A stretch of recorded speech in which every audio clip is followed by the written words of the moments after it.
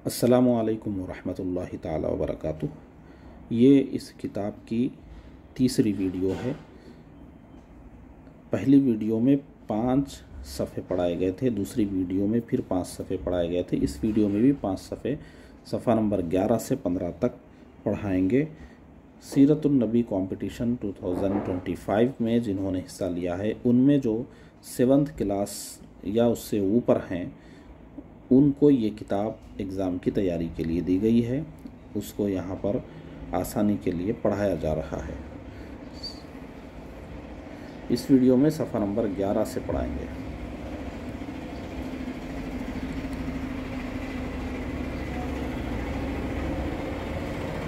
यहाँ से पढ़ाना।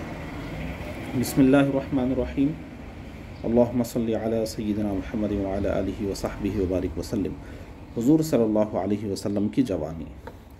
20 साल की उम्र तक हुज़ूर सल्लल्लाहु अलैहि वसल्लम ने अरब के माहौल के मुताबिक घोड़सवारी, शुतरबानी, शमशेर ज़नी, तीरंदाजी वग़ैरह तमाम जंगी महारतें हासिल कर ली थीं।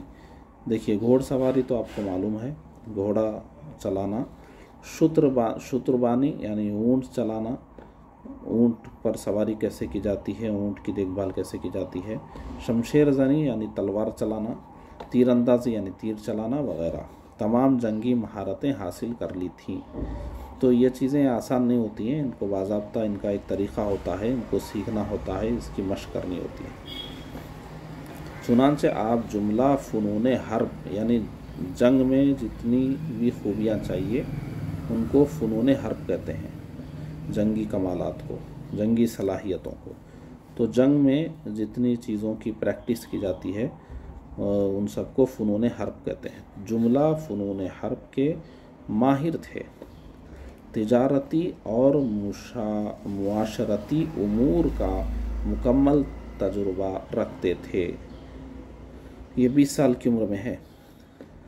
क़बीलों के सिन रसीदा यानी बड़ी उम्र के सरदार भी आपकी दानिशमंदी, मामला फ़हमी, दानिशमंदी यानी अक़लमंदी, समझदारी, मामला फ़हमी यानी किसी भी मामले को गहराई से समझ लेना, क़ुव्वत फ़ैसला यानी फ़ैसला करने की सलाहियत, हिम्मत व जुर्रत, बहादुरी, संजीदगी, मकबूलियत यानी लोगों में जो मकबूलियत यानी लोग जिनको कबूल करते हैं, लोग जिनको चाहते हैं, उनको मकबूल शख्सियत कहते हैं। तो यही है मकबूलियत यानी हुजूर ऐसे थे 20 साल की उम्र में कि माशरे में सब लोग हुजूर को चाहते थे, हुजूर को पसंद करते थे। तो मकबूलियत, सच्चाई, हमदर्दी जैसी खूबियों के मोतरिफ थे। मोतरिफ यानी मानने वाला। तो हुजूर जब 20 साल की उम्र में थे तो कबीलों के बड़े बड़े सरदार भी, क्योंकि जो छोटे लोग हैं वो लोग तो आसानी से मान लेते हैं किसी को भी, लेकिन जो बड़े बड़े सरदार थे, जो तजर्बेकार थे, जो लोगों को अच्छी तरह पहचानते थे, वो भी हुजूर की इन खूबियों को मानते थे। हुजूर ऐसे थे हमारे 20 साल की उम्र में। अच्छा, और अहम मजालिस मुशावरत यानी जो मीटिंग्स होती थी मशवरे के लिए, और फ़ैसलों में आपको शामिल फरमाते थे। तो मीटिंग्स में बिठाना, फ़ैसलों में शामिल रखना, ये बहुत बड़ी बात है। चुनांचे हिल्फुल फुजूल के मुआहिदे में आप शरीक थे। हिल्फुल फुजूल क्या है? वो उस वक्त लड़ाइयाँ बहुत हो रही थी, जंगें बहुत हो रही थी, मर्डर बहुत हो रहे थे। तो एक एग्रीमेंट किया गया था कि यहाँ से सब ये बंद कर दें और ये लड़ाई झगड़े बंद करें, लोगों की जान जा रही है। तो एक एग्रीमेंट किया गया था, उसका नाम हिल्फुल फुजूल है, उसमें हुजूर भी शामिल थे। जबकि आप उस वक्त 25 साल से भी कम उम्र थे। जब हुजूर सल्लल्लाहु अलैहि वसल्लम की उम्र 25 बरस की हो गई और आपने जवानी की मंजिल में कदम रखा, तो आप अपने आप को उन तमाम बुराइयों से दूर रखा जो عموماً مکہ کے نوجوانوں میں پائی جاتی تھیں۔ اس وقت دنیا کتنی بگڑی ہوئی تھی یہ تو بتا دیا گیا، اور زیادہ بگڑے ہوئے جوان لوگ ہی ہوتے ہیں، نوجوان اور جوان زیادہ بگڑے ہوئے ہوتے ہیں، لیکن اس وقت حضور تمام بری عادتوں سے دور تھے۔ آپ ہمیشہ سچ بولتے، امانتوں کی حفاظت فرماتے، خندہ پیشانی سے یعنی مسکراہٹ کے ساتھ اچھے چہرے سے پیش آتے، نرمی سے گفتگو فرماتے۔ 25 سال کے نوجوانوں میں کہاں نرمی ہوتی ہے، وہ تو ذرا سی بات پہ بھڑک جاتے ہیں۔ کمزوروں کی مدد فرماتے، کمزوروں کی مدد، یہ ہر جوان کے اندر یہ جذبہ نہیں ہوتا ہے۔ بیکار کاموں سے دور رہتے۔ تو یہ سب پڑھنے کا مقصد یہ ہے کہ ہم بھی ایسے بن جائیں، حضور کی ان عادتوں کو اختیار کر لیں۔ آپ کی اچھی عادتوں اور عمدہ اخلاق کی وجہ سے سب لوگ آپ کو پسند کرتے تھے اور آپ کو صادق و امین یعنی سچا اور امانت دار کے لقب سے پکارتے تھے۔ تو نوجوانوں کو ایسا ہی ہونا چاہیے کہ معاشرے کے لوگ اور بڑے بڑے لوگ خاص طور پر ان کی تعریف کرنا چاہیے، اتنے اچھے اخلاق والے بن کر رہیں۔ یہ اسی لیے ہم حضور کی سیرت پڑھ رہے ہیں کہ یہ حضور کی اس سیرت پر ہم عمل کریں، تو یہ جیسے حضور تھے جوانی اور نوجوانی میں، ہم بھی ویسے ہی بننے کی کوشش کریں۔ حضرت خدیجہ سے نکاح رضی اللہ عنہ۔ مکہ کی ایک مالدار خاتون بی بی خدیجہ رضی اللہ عنہ لوگوں کو اپنا مال تجارت دے کر یعنی بزنس کا جو مال ہوتا، ملک شام و یمن بھیجتی تھیں۔ بی بی خدیجہ نے، اس وقت مکہ کے لوگ بزنس وہیں سے کرتے تھے، ملک شام اور یمن وغیرہ سے، تو یہ بھی اپنا مال بھیجتے تھے۔ تو خدیجہ نے جب رضی اللہ عنہ نے حضور صلی اللہ علیہ وسلم کی سچائی اور امانت داری کا چرچا سنا تو آپ کو مال تجارت لے کر ملک شام جانے کی پیشکش کی۔ جو لوگ بزنس کرتے ہیں ان کو سچے اور ایماندار لوگوں کی ضرورت ہوتی ہے۔ تو حضرت خدیجہ کا بھی اپنا بزنس تھا، تو جب ان کو معلوم ہوا کہ حضور سچے ہیں اور امانت دار ہیں تو انہوں نے حضور کو اپنا مال پیش کیا کہ آپ یہ لیجئے اور تجارت کیجئے۔ حضور صلی اللہ علیہ وسلم نے یہ پیشکش قبول کی اور مال تجارت لے کر ملک شام تشریف لے گئے۔ اس مرتبہ تجارت میں خوب برکت ہوئی، اچھا فائدہ ہوا۔ اس سفر میں بی بی خدیجہ رضی اللہ عنہا نے اپنے غلام میسرہ کو حضور کی خدمت کے لیے ساتھ بھیجا تھا۔ میسرہ کو اس سفر میں آپ کی خصوصیات اور خوبیوں کو قریب سے دیکھنے کا موقع ملا۔ ان کو اسی لیے حضرت خدیجہ نے بھیجا تھا کہ یہ ذرا غور سے ان کو دیکھیں اور ان کے جو بھی معاملات ہیں آ کر بتائیں۔ اور واپس آنے کے بعد میسرہ نے ان خصوصیات یعنی حضور کی جو خاص باتیں تھیں جو اور لوگوں میں نہیں ہوتی، خصوصیات و خوبیوں کو بی بی خدیجہ سے بیان کیا۔ بی بی خدیجہ بہت ہی پاک دامن اور نیک خاتون تھیں، اچھی عورت تھیں بہت۔ حضور صلی اللہ علیہ وسلم کی پاکیزہ سیرت سے متاثر ہو کر آپ نے نکاح کی پیشکش کی۔ چنانچہ دونوں خاندان کے ذمہ دار افراد نے معاملات طے کیے اور بی بی خدیجہ کو حضور صلی اللہ علیہ وسلم کے نکاح میں آنے کا شرف ملا، ام المومنین بن گئیں۔ بی بی خدیجہ کو حضور صلی اللہ علیہ وسلم سے نکاح میں آنے کا شرف ملا۔ بی بی خدیجہ 2 مرتبہ کی بیوہ تھیں، اولاد والی تھیں اور عمر 40 سال تھی۔ حضور صلی اللہ علیہ وسلم کا یہ پہلا نکاح تھا اور عمر 25 سال تھی۔ حضور صلی اللہ علیہ وسلم ام المومنین حضرت خدیجہ الکبریٰ رضی اللہ عنہا سے بہت محبت فرماتے تھے۔ عورتوں میں سب سے پہلے آپ نے ہی اسلام قبول کیا۔ حضور صلی اللہ علیہ وسلم کے نکاح میں آنے کے بعد آپ 25 سال تک باحیات رہیں۔ آپ کی زندگی میں حضور صلی اللہ علیہ وسلم نے دوسرا نکاح نہیں کیا۔ دیکھیے ہمارے نبی کی 63 سال کی زندگی، 25 سال میں پہلا نکاح ہو رہا ہے اور پھر اگلے 25 سال تک کوئی نکاح نہیں ہوا، یعنی 50 سال ہو گئے۔ تو 50 سال کی زندگی ایک ہی زوجہ کے ساتھ گزری، پھر حضرت خدیجہ کے بعد دوسرے نکاح ہوئے۔ حضور صلی اللہ علیہ وسلم کے بیٹے حضرت عبداللہ اور حضرت قاسم، بیٹیاں حضرت زینب، حضرت رقیہ، حضرت ام کلثوم اور حضرت فاطمہ زہرا رضی اللہ عنہن سب کے سب حضرت خدیجہ الکبریٰ رضی اللہ عنہا سے پیدا ہوئے۔ ان سب کی امی جان حضرت خدیجہ ہیں۔ حضور صلی اللہ علیہ وسلم کے ایک بیٹے حضرت ابراہیم حضور صلی اللہ علیہ وسلم کی باندی ماریہ قبطیہ سے ہیں، تو حضور کی 11 بیویوں میں سے صرف حضرت خدیجہ سے اولاد ہے، باقی 10 بیویوں میں سے کسی سے بھی اولاد نہیں ہے۔ اب دیکھیے ازواج مطہرات، حضور صلی اللہ علیہ وسلم کی بیویوں کو ازواج مطہرات کہتے ہیں۔ ازواج مانا بیویاں، مطہرات مانے پاک باز۔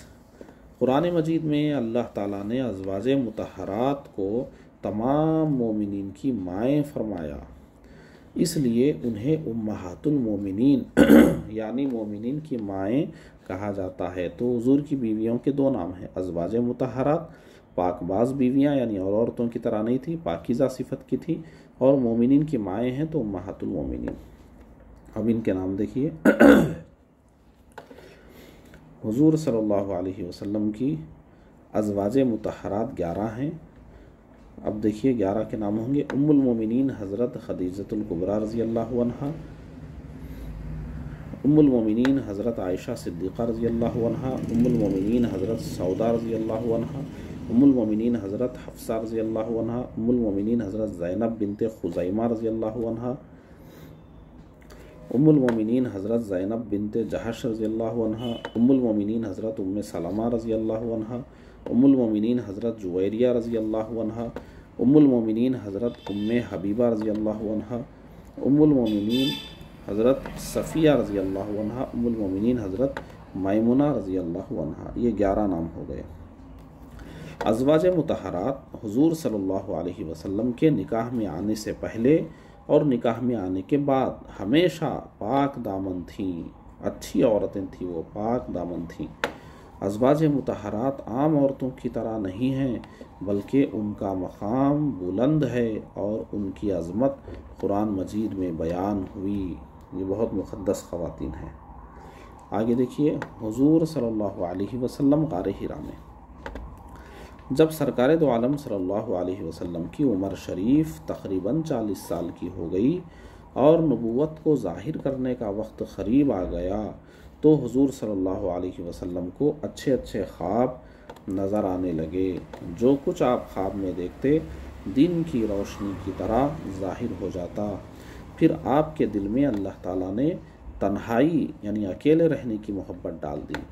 آپ کئی روز تک توشہ ساتھ لے کر مکہ کے قریب ایک پہاڑ کے غار میں تشریف لے جاتے اور عبادت الہی میں مشغول ہو جاتے۔ چند روز تک عبادت میں رہ کر واپس گھر تشریف لاتے۔ گھر میں کچھ عرصہ گزار کر پھر اسی غار کو تشریف لے جاتے۔ اس غار کا نام غار حرا ہے۔ دیکھیے پہلی وحی کا نزول۔ غار حرا میں عبادت کا یہ سلسلہ ربیع الاول سے شروع ہوا اور 6 مہینے کے بعد جب حضور صلی اللہ علیہ وسلم کی عمر شریف مکمل 40 سال کی ہو گئی، تو رمضان مبارک کی ایک مقدس رات میں اللہ تعالیٰ نے جبرائیل علیہ السلام کے ذریعے سب سے پہلی وحی نازل فرمائی۔ جبرائیل علیہ السلام سورہ علق کی ابتدائی آیات لے کر نازل ہوئے۔ یہ 30ویں پارے میں ہے سورہ علق، جس کی پہلی آیت کریمہ ہے بسم اللہ الرحمن الرحیم اقرأ بسم ربک الذی خلق۔ ان آیات کا ترجمہ یہ ہے: پڑھو اپنے رب کے نام سے جس نے پیدا کیا، آدمی کو خون کی پھٹک سے بنایا، خون کے لوتھڑے سے۔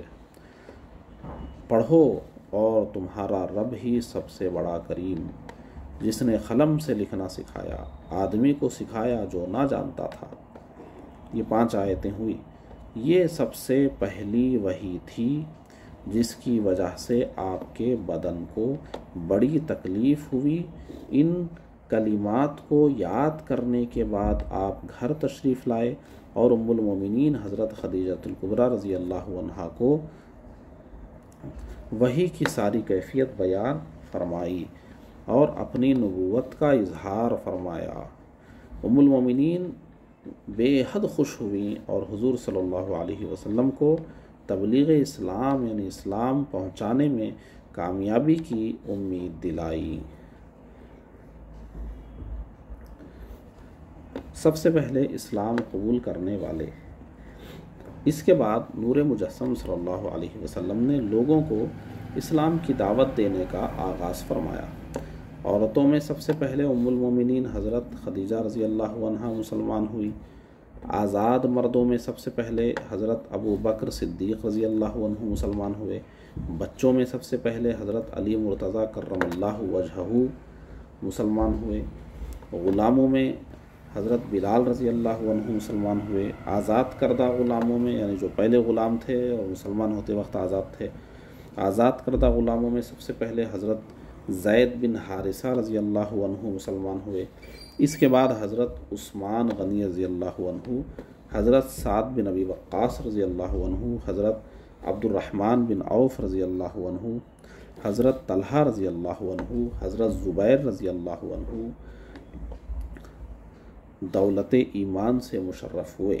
اس کے بعد حضور صلی اللہ علیہ وسلم اور ان مسلمانوں کی کوششوں سے روز بروز لوگ اسلام قبول کرنے لگے۔ آگے دیکھیے اعلان نبوت اور دعوت اسلام۔ اعلان نبوت کے بعد حضور صلی اللہ علیہ وسلم 3 سال تک خفیہ طور پر اسلام کی تبلیغ فرماتے رہے۔ اس عرصے میں جن لوگوں نے اسلام قبول کیا ان کی بہت فضیلت ہے۔ ان میں سے بعض صحابہ کرام کے نام یہ ہیں، دیکھیے نام: عشرہ مبشرہ رضی اللہ عنہ، یعنی کہ وہ 10 صحابہ جن کو حضور نے دنیا ہی میں ایک ہی مجلس میں نام لے کر جنت کی بشارت عطا فرمائی۔ 4 خلفائے راشدین اور ان کے بعد کے نام جو اوپر گزرے ہیں۔ نمبر 11 سے دیکھیے: حضرت خدیجۃ الکبریٰ رضی اللہ عنہا، حضرت عائشہ صدیقہ رضی اللہ عنہا، حضرت اسماء بنت ابو بکر رضی اللہ عنہا، حضرت حمزہ رضی اللہ عنہ، حضرت بلال رضی اللہ عنہ، حضرت زید بن حارثہ رضی اللہ عنہ، حضرت عبداللہ بن مسعود رضی اللہ عنہ، حضرت عمار بن یاسر رضی اللہ عنہ، حضرت صہیب رومی رضی اللہ عنہ، حضرت ارقم بن ارقم رضی اللہ عنہ، حضرت ابو ذر غفاری رضی اللہ عنہ، حضرت ابو سلمہ رضی اللہ عنہ، حضرت عمیر رضی اللہ عنہ، حضرت عمران بن حسین رضی اللہ عنہ، حضرت حسین رضی اللہ عنہ، حضرت حاتبہ رضی اللہ عنہ، حضرت حاتب رضی اللہ عنہ، حضرت خطامہ رضی اللہ عنہ، حضرت سلیط رضی اللہ عنہ، حضرت عیاش بن ربیعہ رضی اللہ عنہ، حضرت مسعود بن قاری رضی اللہ عنہ، حضرت عبیدہ بن حارث رضی اللہ عنہ، حضرت فاطمہ بنت خطاب رضی اللہ عنہا، حضرت سمیہ رضی اللہ عنہا، حضرت اسماء بنت امیس رضی اللہ عنہا، حضرت عبداللہ بن جہش رضی اللہ عنہ، حضرت عبداللہ بن مظعون رضی اللہ عنہ۔ 3 سال تک اسلام کی خفیہ طور پر دعوت و تبلیغ کے بعد اللہ تعالیٰ نے علل اعلان تبلیغ کا حکم نازل فرمایا۔ ہادی اعظم صلی اللہ علیہ وسلم نے اللہ تعالیٰ کے حکم کی تعمیل کرتے ہوئے اعلانیہ دعوت اسلام، یعنی کھلم کھلا دعوت اسلام کا آغاز فرمایا۔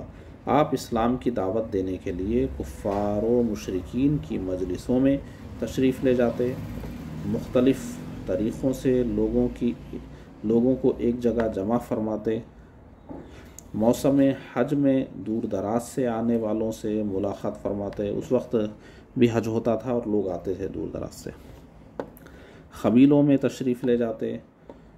غرض ہر ممکن طریقے سے دین اسلام کی دعوت و تبلیغ فرماتے۔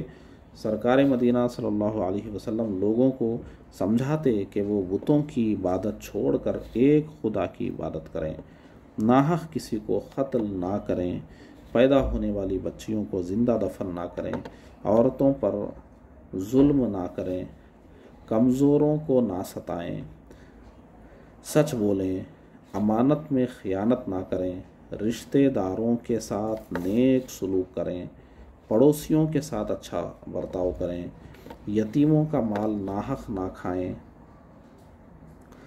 برے کاموں اور خون ریزیوں سے باز آئیں۔ خون ریزیاں نے ایک دوسرے کو مار کر خون نکال دینا، زکوٰۃ دیں اور روزہ رکھیں۔ مکہ مکرمہ میں جو لوگ اچھی فطرت والے تھے انہیں یہ تعلیمات بہت پسند آتی اور وہ اس کو قبول بھی کر لیتے تھے۔